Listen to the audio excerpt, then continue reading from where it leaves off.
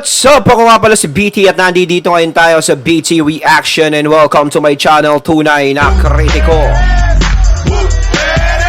At meron po tayong panonooring video ngayon. Ito po ay nagbula kay Artista Life Updates. Sa mga hindi pa po nakakabisita sa channel ni Artista Life Updates, bisita na po kayo mga katunay. At kung hindi pa kayo nakakapag-subscribe, subscribe na din po kayo mga katunay kay Artista Life Updates. At syempre, huwag nyo rin po sana kalimutan na mag-subscribe dito sa channel ko sa Tunay na Kritiko sa mga hindi pa nakakapag-subscribe and click the notification bell para maging updated po kayo sa mga reaction videos na aking ilalabas.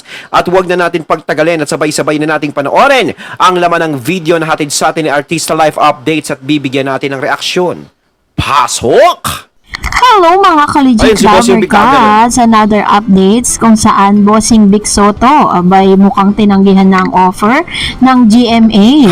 Ano nga ba ang nakapaloob sa balitang ito? But before that, if you haven't subscribed yet to my YouTube channel, na rin ang notification bell for more showbiz updates. And please don't forget to hit all para ikaw ang unang-unang makakapanood sa lahat ng ating mga updates. For today's video, bago tayo mag-umpisa, of course, nais ko po munang i-appreciate, pasalamatan at i-shoutout ang lahat po ng mga legit viewers po natin and subscribers na lagi pong nag-aabang at nakaantabay sa lahat ng ating mga updates. Thank you so much! And for today's video, ito na nga pag-usapan natin dahil isa pong kumakalat na balita sa news online na si Bossing Di Umano ay tuluyan na ngang pinutol ang kanilang ugnayan sa GMA. Kasi po, kung matatandaan po ninyo, si Bossing po ay gumagawa ng kanyang mga sitcom dito sa GMA7 dahil parte po yun ng kanyang kontrata ng MSET Production, no? Dahil po dito ay marami pong mga sitcom na ginawa itong si Bossing na talaga naman pumatok sa takilya, na talaga naman pumatok sa mga netizen at sa lahat ng mga subscribers and viewers nito. So dahil po sa paglipat po nila, malaking naapektuhan po talaga ng malaki yung viewership po ng kanyang latest na sitcom with Miss Maha Salvador. Kung if you remember, meron po siyang sitcom na ginawa dito na umabot ng almost 6 to 7 years. Kasama niya po dito si Miss Maine Mendoza noon nandun pa po sila sa GMA. At napakaganda po ng rating na nakukuha nila. Napakarami mga advertisers and mga sponsors po na pumapasok with that particular sitcom. But this time, ito pong latest, talagang masasabi nating affected po talaga to. Kaya naman, nakapag-desisyon na rin po si Bossing na talagang putulin na di umano ang kanyang ugnayan sa GMA. Dahil yung kanya pong latest sitcom na 24/7 with Miss Ma Salvador ay tuluyan na ngang tatapusin, no? Sa pagpasok po ng taong 2024 ay sa TV5 na po sila gagawa ng bagong sitcom. Ayun, no, talagang malaki ang nangyaring kawalan, no? Kahit paano, syempre sa GMA, sa pagkawala ng TVJ.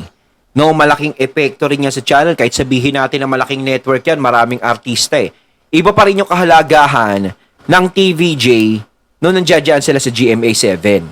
No? Unang-una nga, yung Eat Bulaga. Naging, di ba? Naging number 1. So, kung maging number 1 ang Eat Bulaga, is magiging number 1 din ang channel ng GMA7.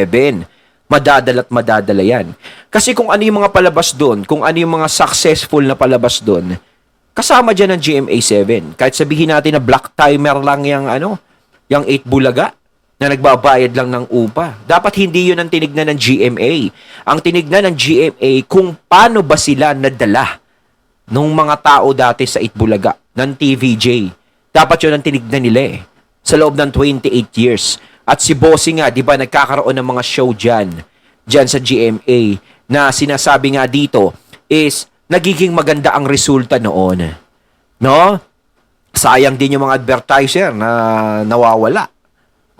Imbis na palakas ng palakas yung channel is nagbawas pa kayo, di ba? Nagka-problema pa.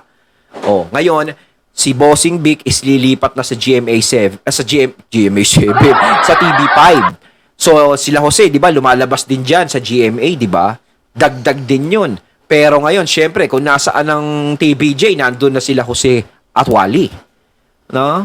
Ganun ang mangyayari. So, sa TV5 na talaga, magpo-focus si Bossing Vic. Kasi doon na ang channel nila Yun na ang tumanggap sa kanila. So, tutukan na ni Bossing Vic yun. Kumbaga, wala na silang trabaho. o gagawin pang trabaho sa GMA7. Baga, tapos na. Dahil ito po yung nagsisirculate online. Ito po yung sabi po sa isang article, bilang TVJ ang aalisin sa GMA, paggawa ng sitcom ni Vic Soto sa GMA tatapusin na. Naku, mukhang kailangan na mag-isip ng Kamuning Network kung ano ang ipapalit nila sa mababakanting time slot ng sitcom si Paolo. ni Vic Soto. Paulo na lang. Ito po yung confirmation, no? Na talagang tatanggalin na nga. Ang chika kasi, simula next year, ay Kapatid Network na gagawa ng sitcom ang production production syempre, firm Kapatid ni Vic Network Soto na MSET. Tatapusin na lang umano ang kasalukuyang sitcom ng host comedian doon na open by 24/7 at kung saan kasama rin niya doon ang actress dancer na si Miss Maha Salvador. Mana-mana ang magiging title ng magiging sitcom ni Vic sa Kapatid Mana-mana. Network. Pero so far ay wala pang revelation kung sino ang makakasama ni Vic dito. Suggestion ng iba ay sana isama ni Vic ang real-life couple na sina Maine Mendoza at Congressman Arjo Atayde. Isama rin sana ang EAT host na si Atasha Mulak para magkaroon Baka yan, dito ng malamang yan, acting mga job kasama bukod sa siguro yan. pag-host. Well, mukhang maapektuhan dito ang mga spakol artist ng parte ng sitcom ni Enteng. Sana nabigyan sila ng ganap after. Ayun. Kasi 'di ba, yung mga kasama po kasi ni Bossing doon po sa kanyang sitcom sa 24/7 is yung mga bagong artista po sa GMA Sparkle na malaki po talaga ang ang kita noon pagdating po sa GMA Sparkle management kasi syempre pasok po sa kanila yung mga commission noon. Pero this time eto na nga, tatapusin na nga ni Bossing Vic at ganun din naman po si Miss Ma Salvador, mukhang wala na rin naman talagang ino-offer sa kanyang GMA7 dahil si Miss Maha po is isa po yan sa mga may-ari naman ng Crown Artist Management na kung saan siya po ay tumatayong manager ni Miss Miles Ocampo, Mr. John Lloyd Cruz at ang iba pang mga magagaling na actors and actresses na galing po sa ABS-CBN. And isa rin sa mga wish ng lahat na sana nga sa pag-alis nga ni Bossing na ito na po yung umpisa na talaga makakapanood na tayo ng mga magagandang sitcom sa TV5 dahil yun po ang pangako ng ilan sa mga kapatid buzz ng TV5 network na magkakaroon na ng mas magaganda at mas pinabonggang mga palabas nga or mga programa dito po sa nasabing network. So, Yun ang importante doon. Syempre, yung TV5, kailangan talaga is mag-boom, no? Yan ang dapat nilang tutukan eh. No? Kumbaga, kung makaya nilang makasabay sa GMA, is gagawin nila. No? Kasi nga, ang naglalaban na lang ngayon is TV5 at GMA. Wala na yung ABS-CBN eh. No? Hindi na sila nakapag-renew. So, yung ABS-CBN, parang kahit saan channel eh. Di ba? Merong di ba? Meron doon sa TV5 na ng ABS. Yun nga, yung mga Batang Quiapo, ganito. Tapos dito naman sa GMA, meron din yung mga Showtime. 'Di ba, parang halo-halo na sila kung saan-saan sila napunta. Kumbaga, no permanent address na. Kumbaga, ito na lang ang pinamimilian GMA7 at TV5. So, pero bago tutukan sana ng TV5 ang ganyan, no, isabay na rin nila yung pagpapalawak ng signal nila sa iba't ibang lugar, lalo na sa Visayas at Mindanao, no, para mas maraming makapanood. Kasi may mga kababayan din tayo diyan, no, sa Visayas at Mindanao na gusto ring mapanood diyang mga ganyan na ilalabas ng TVJ diyan sa TV5. Lalong-lalo na ang EAT, no? Talagang malaking kawalan yung nangyari diyan sa GMA7 para sa akin. Siyempre, sabihin ng iba, hindi naman malaking kawalan. Yung ipinapasok na pera ng bawat programa diyan, importante yan. Dahil hindi naman libo lang yan, kundi milyon. Tama ba ako? Mali. Kung mali ako, ewan ko sa inyo. Di ba? Kung merong isang sitcom si Bossing Vic dyan, at alam natin na laging number 1 at tinatangkilik ng mga tao, actual. Yung mga advertiser na pumapasok dyan is marami. Milyon ang kinikita niyan. Kumbaga, may impact pa rin ang pagkawala sa iyo niyan. Ngayon, hahanap ka ng makakapalit ni Bossing Vic. O sino ba ang pwede dyan? Edi, baka kunin nyo na lang sila Buboy. Ewan ko na lang kung mapapantayan nila yung ginawa ni Bossing Vic dyan. Kasi sa GMA7, laging gumagawa ng mga sitcom si Bossing Vic, di ba? Mahilig siya ganyan. Kasi nga, may mga okay ka Perico, doon niya sinimulan, di ba? So, dahil dyan, narito naman, magre-react po tayo no, sa ilan sa mga komento po ninyo patungkol po sa ating last update. Unahin po natin Ay, mga ang komento mula kay Miss Marie Lisa Safe. Hindi naman siya marunong magtagalog, English, hira, di ba? Pero nakakatuwa naman kahit papaano. Yun. Kasi ito po kasi yung update natin patungkol po dun sa mga sa mga bashers po ni Atasha Mulak, no? Kasi nagsistart pa lang po yung artista o yung si Atasha, parang may mga nag-iipon na ng mga bashers na kung ano-ano po yung sinasabi kay Atasha dahil sinasabing nag-iinarte lang daw dahil hindi marunong magtagalog. Yan naman ang hirap sa kanila eh. Kapag bagong simula pa lang, is gusto nila veterano na agad ang galawan. Alam natin na veterano ang mga magulang niyan, lalong-lalo na si Aga Mulak. Alam naman natin na si Aga Mulak is isa sa pinakamagaling na aktor dito sa Pilipinas. No?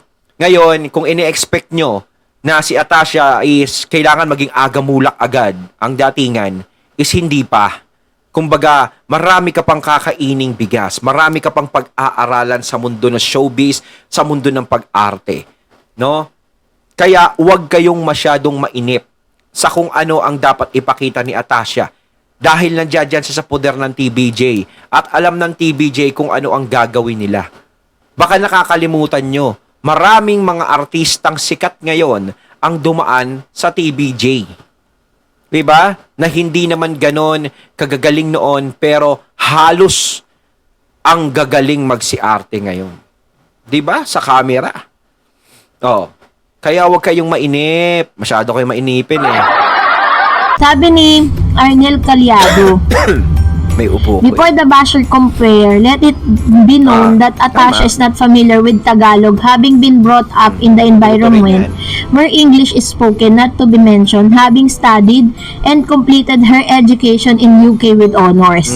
Alam niyo po kasi yung mga bashers na yan, ano po yan, wala po silang alam about dun sa naging kapalaran or naging experience po ni Miss Atasha. Siguro kung alam po nila yan, hindi nila ibabash si Miss Atasha Mulak. Yes! Or dun po sa language barrier niya na mahirap siya magtagalog, minsan nahirapan siyang umintindi ng Tagalog, di ba?